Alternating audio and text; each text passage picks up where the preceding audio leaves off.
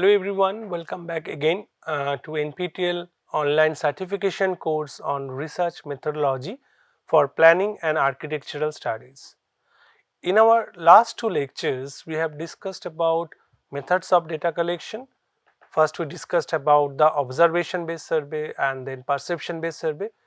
Both of them were having certain advantages, disadvantages and very much uh, pertinent to the research in planning and architecture. So they both have a very good role to play in terms of collecting information when you want to involve subjects into it.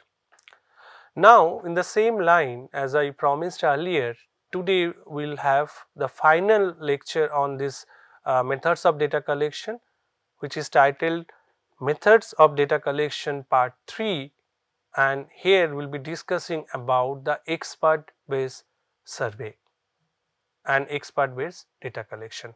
So let us focus on this particular lecture where we will discuss about the expert based data collection, importance of expert based survey, where we collect information from expert and who are the expert, that also we want to understand. Types of expert based data collection, number of expert, this is a very important questions and many a times these are asked my students, or maybe in some cases like when we submitted certain paper, there were certain kind of reviews where they ask about that, okay, what should be the ideal size and what size you have considered, is there any kind of reference. So like that, based on those kind of study and inferences, we figured out certain observation that what kind of sample size, in this case the number of expert, it is not exactly referred as a sample size. So that we need to determine. So let us understand this one by one. So expert based data collection involves systematically soliciting and integrating the insights of individual recognized for their specialized knowledge or skill. So in this case, how it is different from a user and expert. So like how we can like make difference that, okay, this particular person is expert and this is user. So normally when we take some sort of perception based survey, or when you just go for a perception based survey, we take any person who are having certain sort of understanding about those kind of activity, those space, etc. But it may not be that person is technically very sound and having all the information about know-how and the all the aspect of this particular facility. But whenever like we select one person having a true knowledge that what is happening, how it is happening, and then maybe worked in the field that we are doing research, we consider them as expert. So definitely in this case you can say that if I give one example, like if you interact with any pedestrian on street, so probably they can only share their experience, but they don't know the solutions, or maybe they don't know why it is happening. They can only share their experience and their perception. Compared to that, if somebody who has worked on the transportation field and especially on the pedestrian and mobility planning will have those understanding, then why it is happening, what could be the reason and all, because he or she has been doing this work since long, so having a better brief about this subject. So in that case, definitely it is something like you have to systematically solicit the data and also you have to integrate the insight. These methods are pivotal when in-depth understanding and forward-looking insights are required. So it's not only the problem that to be identified, even in some cases towards the solution that we are thinking of, how relevant it is, if we consider certain factors which may lead to certain situation in a particular problem. So we can take those insights, we can take insights from expert about those factors, their priorities, their weightages, as because they are in that particular field.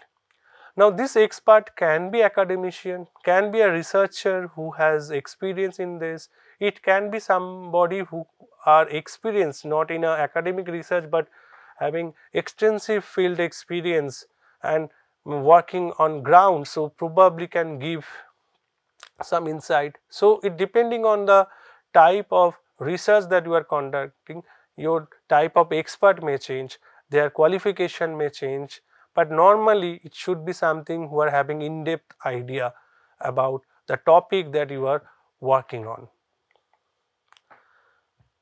That's why the question is, who are experts? Experts are individuals with extensive knowledge or ability based on research.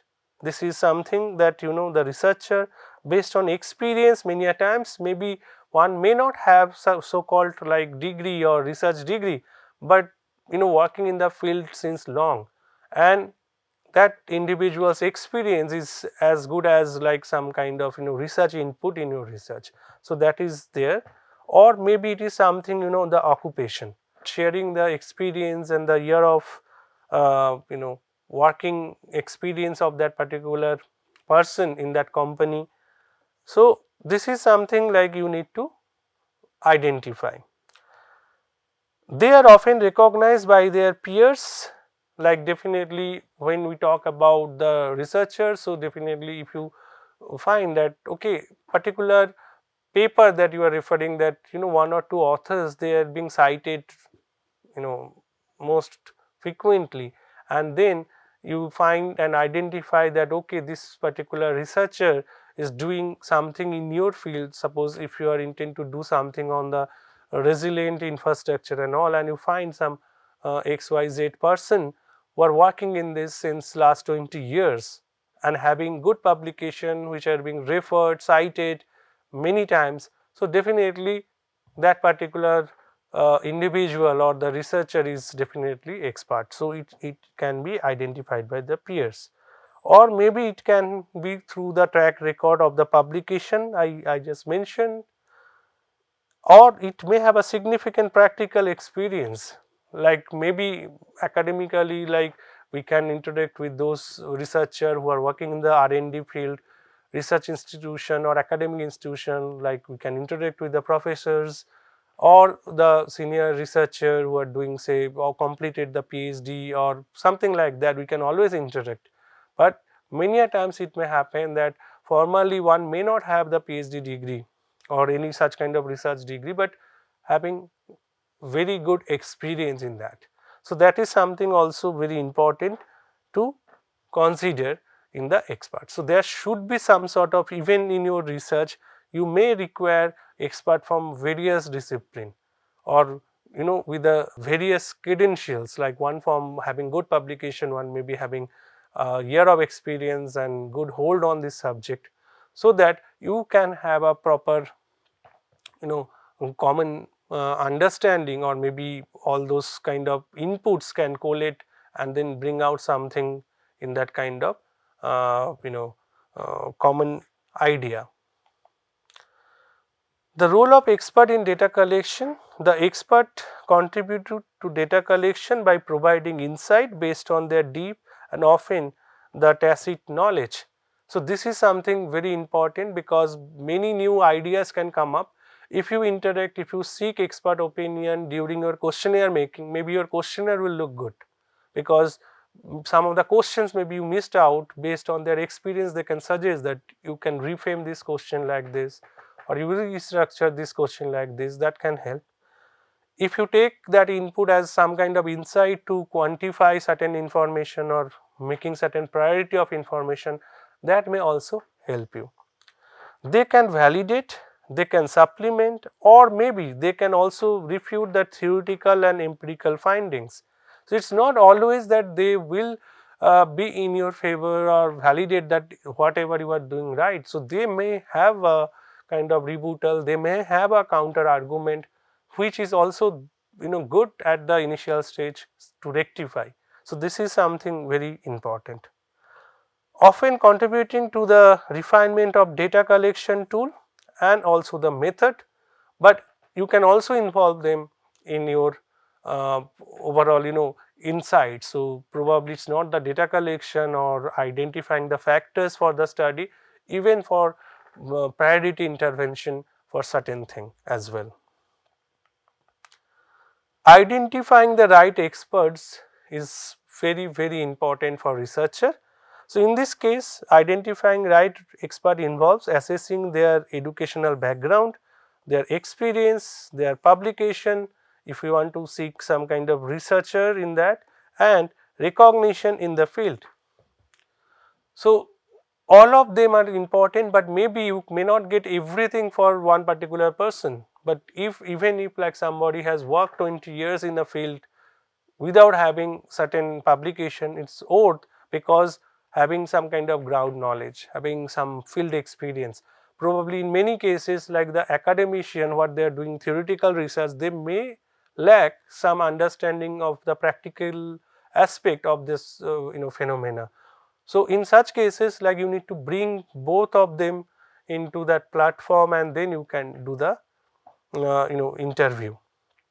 Verification includes checking of references, citation and contribution in the field of their expertise.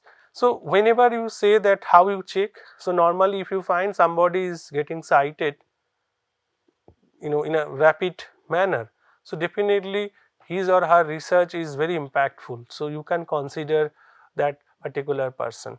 So like that you can check and you can take a call on that who will be your right expert. Now methods of engaging experts. So in such cases, definitely the engagement can be done through one-on-one interviews, or it may be like focus group discussion where group of people can come together. Maybe we can apply the Delphi technique for this, or is it can be a expert panel as well. The choice of one-to-one interview or the Delphi or the panel of expert, it will all depend on the research goals that you set, available resources that you have, and the nature of expertise that you require. So if it is something very homogeneous group and which is doable, like take personal interview, you can achieve. If it is something, definitely it is something that you want, that it should be a focus group, and then you apply the Delphi method to go for several round of discussion to bring those kind of conclusion that you can do, or else it can be a panel, expert panel as well. We'll discuss one by one all of this type of methods in engaging expert. For one-on-one personal interview, researchers may tend to get more information out of the conversation, and it is easier to stay on track.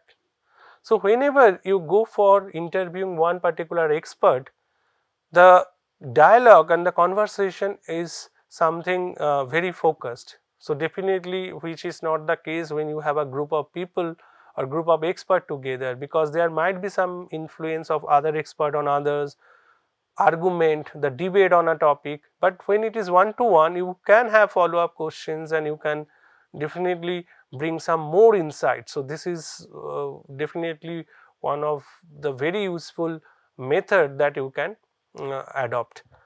Interviewer can explore different aspect the topic in depth, and it is done with each of the interviewees. So it is one expert at a time.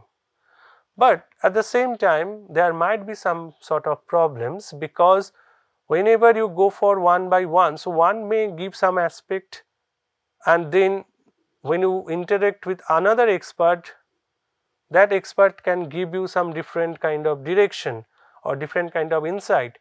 So bringing them together to get a common findings, or to make a conclusion out of it, so many a times it will be difficult if it is not done in a very systematic manner or in a some kind of scientific questionnaire.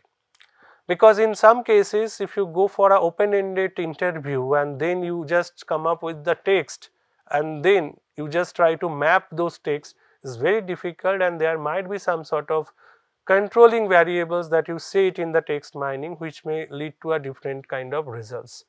But if you apply certain scientifically done questionnaire and a structured questionnaire, and in that case definitely most of the expert based survey, they do have certain kind of consistency check in their responses. So that you will have one check where you can again interact with the expert that okay, probably this particular answer is not consistent, so would you like to change your perception. So that way you can definitely conduct this one to one personal interview for the expert based survey. Coming to the Delphi method, this is also very well established method, and nowadays also this Delphi is getting modified. There are application of fuzzy Delphi technique and all. So definitely if you are interested, you can look into those topics.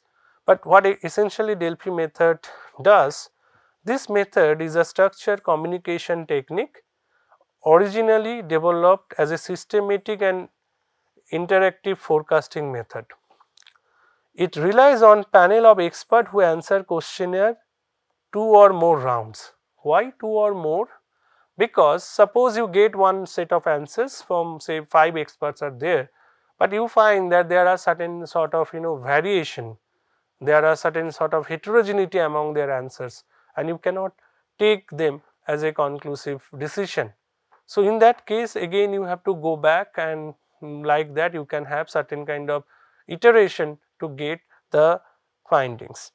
After each round, a facilitator, maybe researcher himself or herself, provides an anonymous summary of the expert forecast and reasons. So that is something here I present the summary of the overall findings to each of them, and we do not disclose that who has given those answers or who has not. So like that, looking at the overall summary and trend, then the expert may make certain kind of check on his or her responses what they have given, and then they can modify it, so that finally it will come to some sort of common consensus among all the expert of that particular study.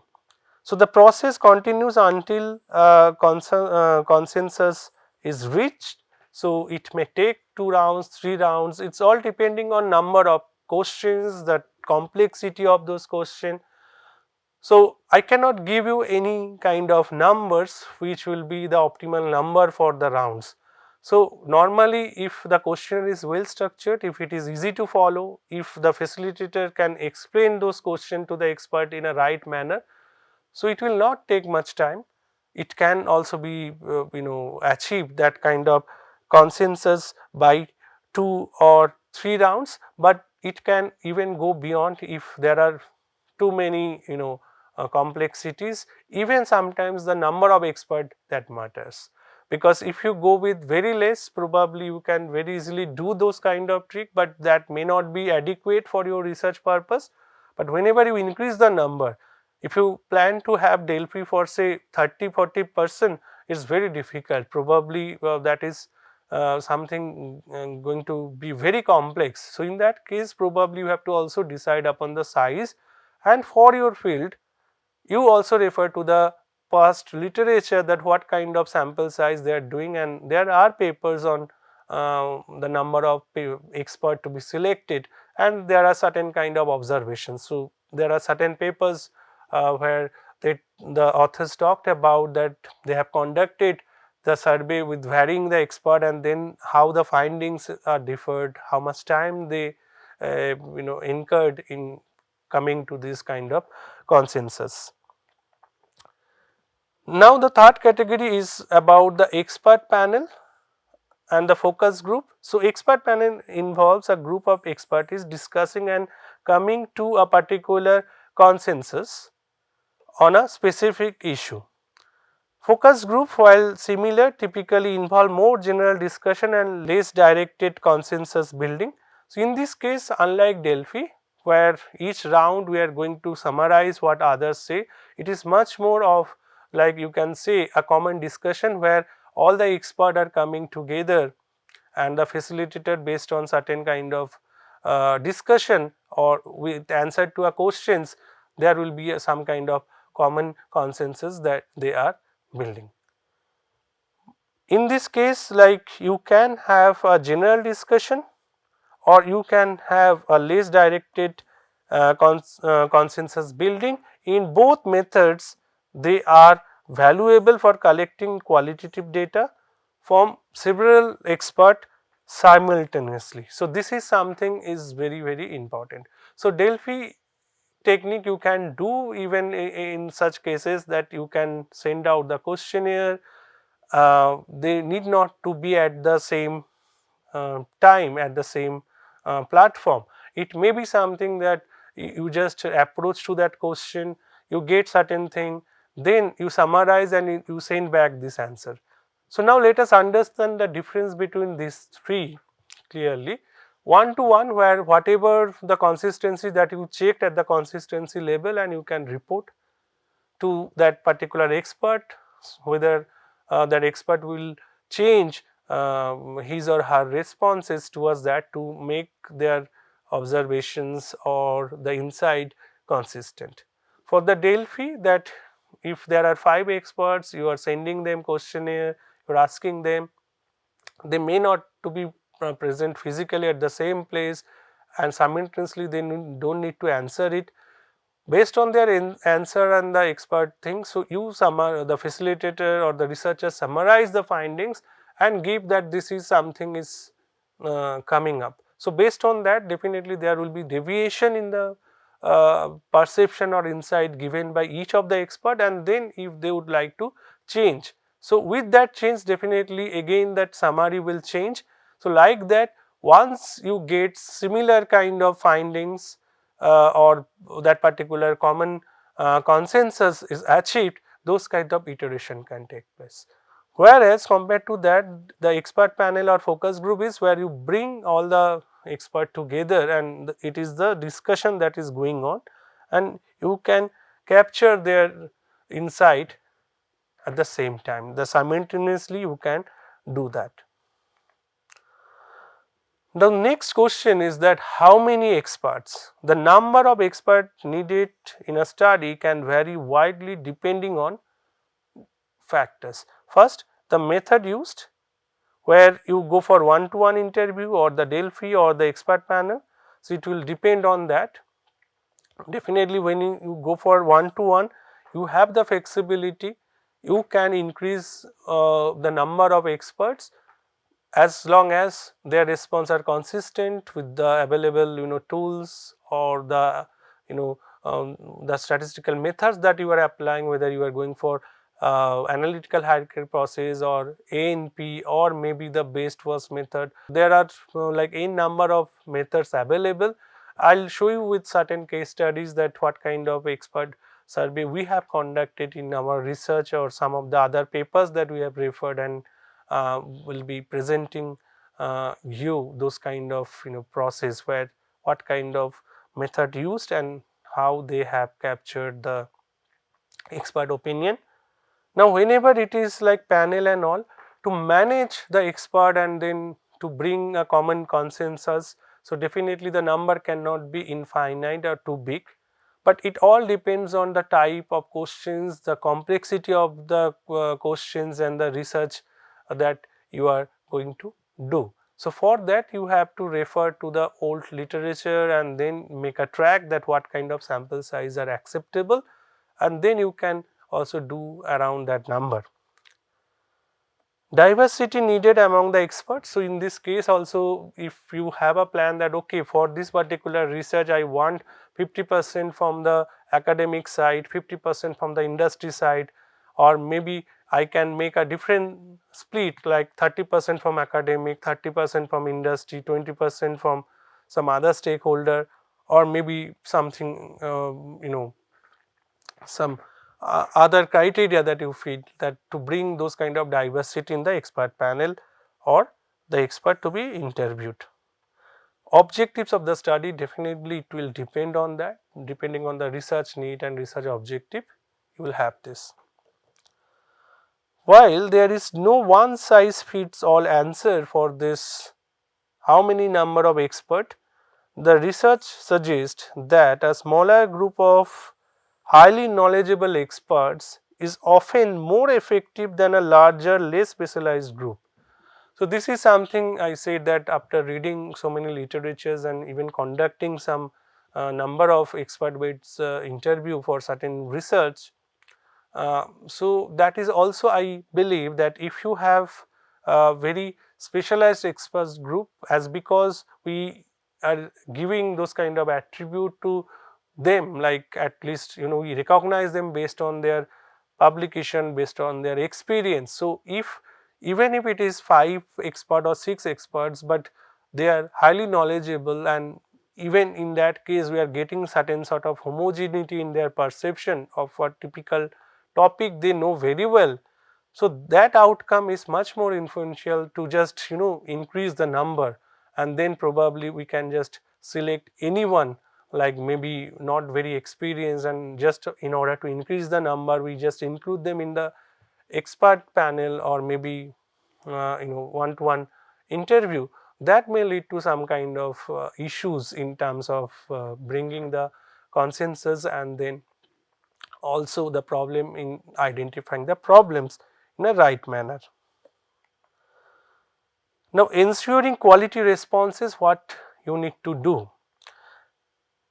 So for that you have to ensure the anonymity, encourages the honesty, but many times you should offer the respondent to leave contact information to follow up research. So this is very important for a quality research. So suppose if you go for a one to one expert interview, so in that case you should know the expert, you should have those contact details of the expert, because of like communicating the findings, or maybe in case of Delphi and all, to present the summary you need to follow up, which is not the case probably for the user based survey, because there we don't need any kind of personal information, because it is something like a random sample, but which is not the case for the expert base. So that is there, but at the same times it is very important that whenever you report, that whenever you write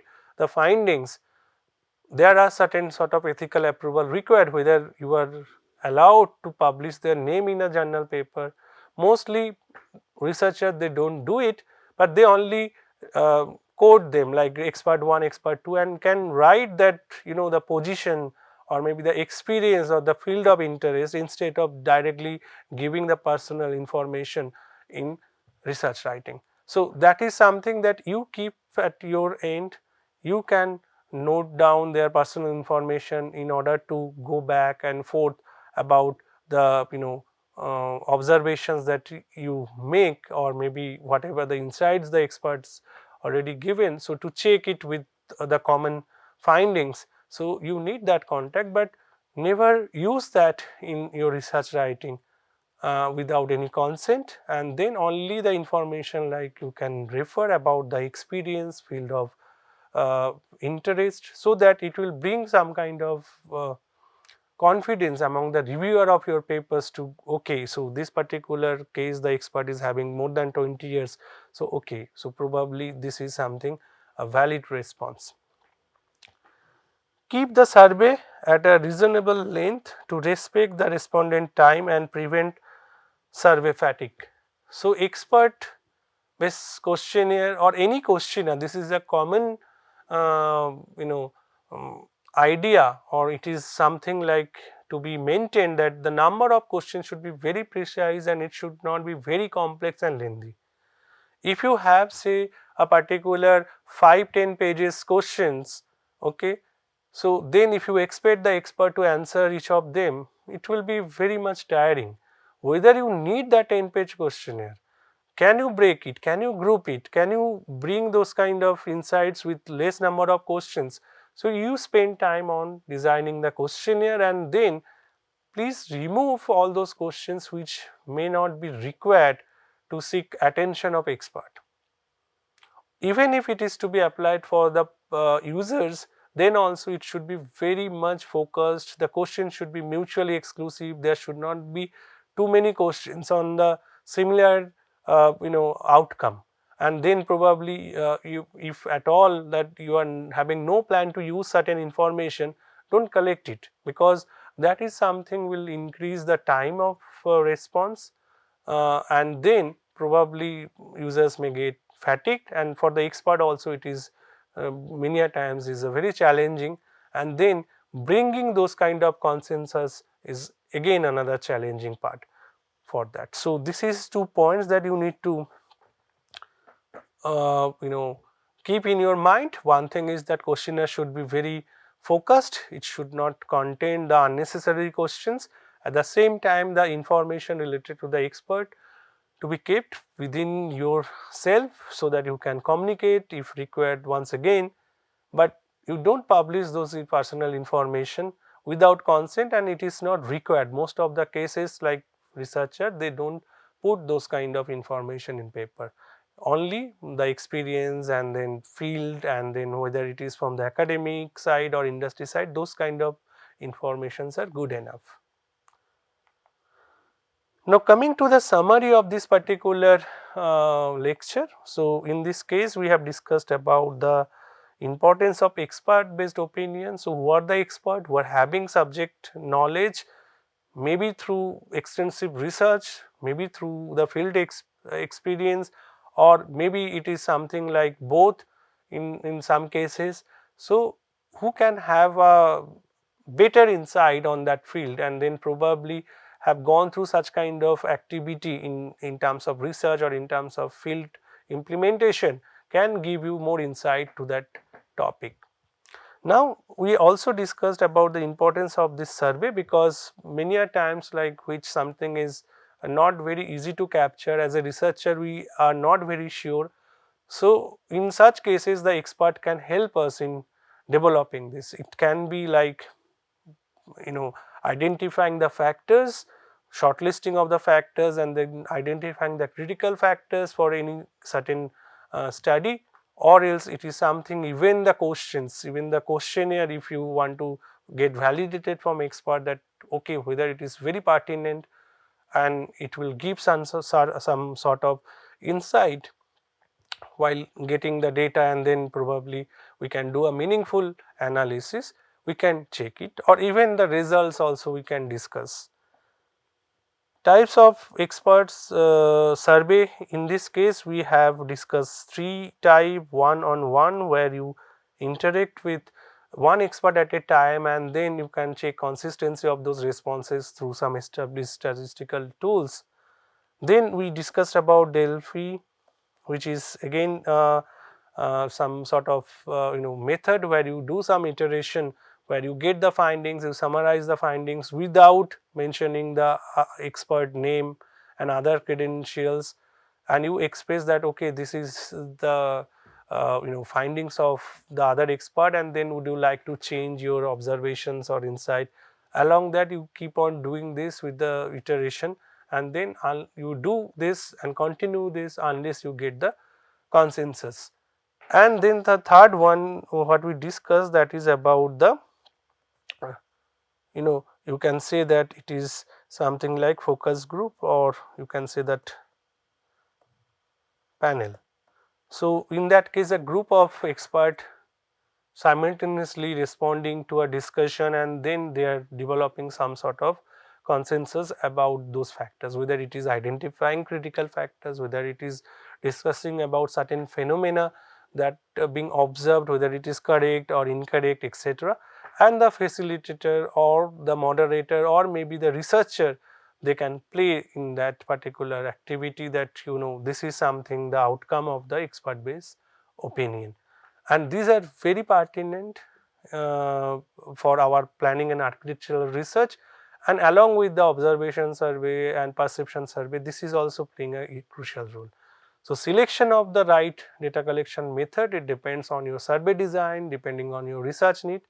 And then in this case also we have discussed the number of expert, as most of the research they said that if you have this number of expert but they are highly qualified, their credentials is truly fitting to your research domain.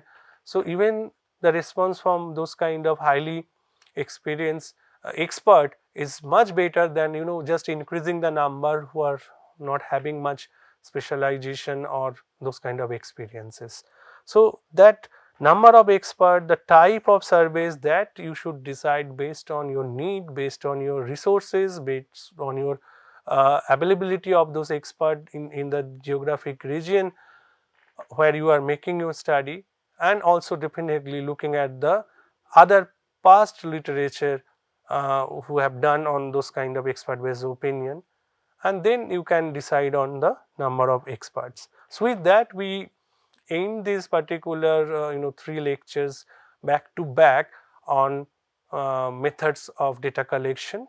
First we discussed observational survey, then we discussed about perception based survey, and then this is for the expert survey. Hope that with these 3 lectures, if you have gone through previous to, and if you are going through this, so it will definitely give you some more insight and some sort of idea and some power of taking a decision which method you should require for your research. If you have any doubt, let me know by writing in the forum that I hope that you have joined. If you have not joined yet, please join there, and then we can have more discussion to clarify your doubts regarding this. I'll be very happy to interact with you in that forum. So with that, this is the end of this lecture. These are few study material. So with that, next lecture is very interesting when we talk about different kind of perception based survey and where you involve users and all. So at the same time, the ethics in data management, because once you gather the information like from the users, their experience, their psychological behavior or their some kind of activity, it is always important for researchers to follow that kind of ethics. So ethics in data management and the data uses, what we can do, what we cannot do as researcher with those information, we will be discussing on that in our next lecture, which will be lecture number 29. So we will be meeting with my next lecture on this. So till then, thank you for joining the course. Bye bye.